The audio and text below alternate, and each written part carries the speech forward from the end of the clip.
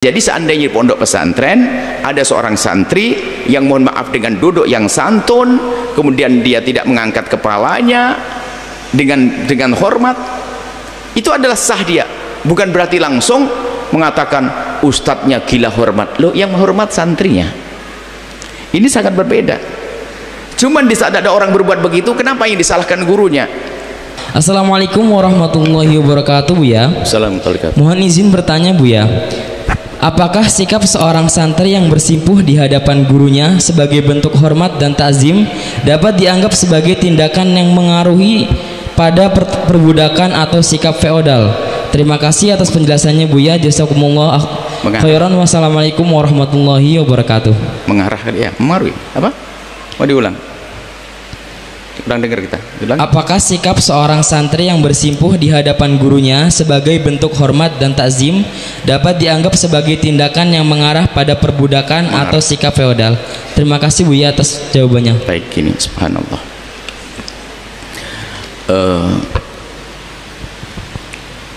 Cara memandang.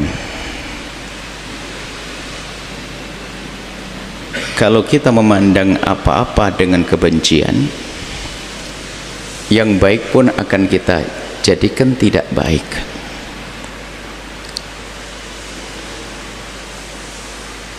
Ini adalah permasalahan cara pandang. Kalau dengan cinta buta, yang tidak baik pun jadi baik. Maka kita perlu kejujuran dan keadilan di dalam memandang sebuah kejadian. Suatu ketika ada seorang ustadz duduk dengan menundukkan kepala dan tanpa mengangkat kepala di depan gurunya. Oleh satu orang, si A, itu dianggap ini adalah bentuk perbudakan, menghinakan diri di depan orang. Katanya ini dipandang oleh satu orang. Jadi orang ini di saat di hadapan gurunya dengan bentuk yang tadi, dia menundukkan kepala, duduk dengan sopan, sampai dia tidak mau disuruh naik ke kursi, dia di bawah, dipandang oleh satu si A ini bahwasanya ini bentuk perbudakan yang merendahkan. Tapi giliran sang orang tadi duduk di depan gurunya si A lagi, ini hebat ini orang. Duduk di depan gurunya si A dengan model yang sama, dengan menundukkan kepala dan duduk yang santun, dia tidak berkomentar apa-apa. Berarti apa? Si A ini lagi benci kepada ustadz yang pertama ini. Jadi rupanya cara pandang berbeda hanya karena kedengkian. Gambarannya begini loh, kalau seandainya saya, alhamdulillah kami tidak merasa ada yang benci ke saya, dan di saat kami duduk di depan seseorang dengan model ketawadhuan misalnya, atau menundukkan kepala, orang yang tidak senang dengan orang yang saya duduki atau dengan saya langsung bilang ini perbudakan, bentuk tidak benar, ini jadi budaknya dan seterusnya. Tapi giliran saya mungkin duduk dengan gurunya si A ini, atau orang yang lagi cocok dengan si A, tidak berkomentar lagi, nggak ada perbudakan. Berarti menilai perbudakan ini adalah karena benci atau tidak benci. Itu saja. Jadi ini rambu-rambunya, mohon maaf. Kemudian, jadi tolonglah jujur, kalau masalah ada sikap yang tidak benar yang terjadi di sebuah tempat, ya kita perlu kritiki dengan kritik yang membangun dong, bukan dengan kebencian. Bukan di saat dengan saya nggak salah, tapi dengan orang jadi salah. Kalau dengan guru saya mah boleh, tapi guru orang lain jadi perbudakan. Ini kan sudah tidak adil memandang hawa nafsu. Kalau memang salah, tapi bukan berarti harus kita menilai orang dengan penilaian yang dengan aroma kebencian. Baik, ini kemudian di saat ada seorang murid, ini sangat berbeda jika seorang guru mengatakan, kau duduk, tak boleh begini, kepalanya bawah, donin. Ini sangat berbeda jika Anda sebagai seorang murid, begitu terkagumnya Anda kepada guru Anda, sampai Anda tidak mampu mengangkat kepala Anda. Anda jalan dengan penuh sopan dan santun, lalu duduk dan tidak bergeming. Disuruh mengangkat kepala pun Anda tidak mampu, karena begitu Anda mengagungkan guru Anda. Sehingga tampak semua santri seperti itu. Di saat suruh berdiri tidak, duduk di sini nggak mau. Ini kemauan seorang santri karena penghormatan. Apakah penghormatan seorang santri kepada gurunya kita anggap sebagai perendahan perbudakannya? Itu tidak. Memang itu dia beradab kok. Dan Anda pun melihat itu nilai positif kok. Wajar yang demikian itu. Seorang anak di depan ibundanya, dia sangat menghargai ibundanya. Ya jika pantaslah seorang anak depan ibundanya langsung petentang-petentang begitu. Bahasanya duduk nggak santun, ya tidak indah. Ini wajar. Jadi seandainya di pondok pesantren ada seorang santri yang mohon maaf dengan duduk yang santun, kemudian dia tidak mengangkat kepalanya dengan hormat, itu adalah sah dia. Bukan berarti langsung mengatakan ustadznya gila hormat. Loh, yang menghormat santrinya. Ini sangat berbeda. Cuman di saat ada orang berbuat begitu, kenapa yang disalahkan gurunya? Ini guru memperbudak dan sebagainya. Guru tidak minta seperti itu. Mungkin ada lah, ini loh, ada guru yang minta disanjung-sanjung. Ini babnya beda. Ini tolong adil dalam menilai. Bersimpuh dalam arti dia duduk yang santun, dan kalau masalah sujud ya nggak boleh. Sujud kok, sujud kepada orang nggak boleh. Suatu ketika ada orang sujud dengan kami, ada sujud ya nggak boleh, tapi nggak harus saya caci maki olok-olok. Seorang perempuan rupanya dia punya masalah dengan suaminya, dan rupanya sangat parah, lalu suaminya ingin meninggalkan dia atau mencerai dan sebagainya. Sang perempuan minta tolong kepada kami, tolong Bu ya sampai sujud. Tidak usah begitu Ibu, nggak boleh sujud. Tapi kan tidak perlu saya marah-marah gini. Cuma kita kata ini nggak boleh sujud. Sampai ngomong saya kan sujud depan suami saya, depan Bu ya, nggak boleh. Berarti dia nggak ngaji. Apakah di saat dia sujud lalu bilang Bu ya senang disujudin? Lah ini kan repot menilai orang. Ini adalah kesalahan dia. Dan mungkin sudah menegur. Maksud kami adalah yuk kita benahi cara pandang. Kalau ada santri dengan ketawaduannya, Anda jangan katakan sang ustadz memperbudak. Bahkan saya sebagai murid, saya bangga kalau saya jadi budak guru saya. Imam Ali berkata, ana abdu man allamani walau harfan. Aku rela menjadi budak orang yang mengajariku biarpun satu huruf. Mau apa? Ayo. Saya senang kalau saya menjadi budak guru saya. Saya bangga kalau saya menjadi budak guru saya. Saya mengabdi kepada guru saya. Ini kan sebuah kejayaan sebagai seorang santri, bukan keruntuhan. Enggak. Justru kejayaan saya di saat saya bisa memuliakan guru saya.